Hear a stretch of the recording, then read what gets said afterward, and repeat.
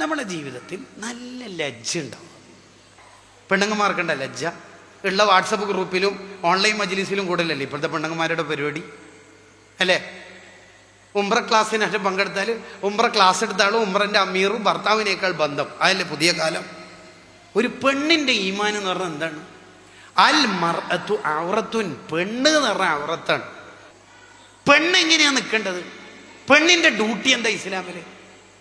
കുറച്ചുകൂടി നമ്മുടെ ജീവിതത്തിൽ ബിരുദെടുത്താലും ഇല്ലെങ്കിലും നമ്മൾ ഔറത്തായിട്ട് നിൽക്കണം. ഉമ്മമാരെ, നമുക്ക് ഏറ്റവും വലിയ കടപ്പാട് ശരിക്കും ഭർത്താക്കന്മാരോടായിരിക്കണം, വേറെ ആരോടുമല്ല, ഭർത്താവിനോട്. ഖദീജ ബീവി പഠിപ്പിച്ച അതല്ലേ? എത്ര അധ്വാനിച്ചിട്ടാ ഭർത്താവായ തങ്ങൾക്ക് ഫുഡ് കൊണ്ട് കൊടുത്തേ മല കയറിയിട്ട്. ഇന്നത്തെ താത്താമാർക്ക് ഒന്നുമില്ല. വമിൻ അലാമാത്തി ഇത്തിബാ ഇൽ ഹവ കസറത്തുൻ നവാഫിൽ ബിലാ ഫർളിന്ന് ഹിക്കമിൽ കാണാം. ഒരാൾ മതം അനുസരിച്ചിട്ടല്ല ജീവിക്കുന്നത്, ഓന് തോന്നി അനുസരിച്ച് ജീവിക്കുന്നു എന്നുള്ളതിൻ്റെ അടയാളാണ്. കുറേ സുന്നത്തുണ്ടാവും, പക്ഷെ ഫർളുണ്ടാവില്ല.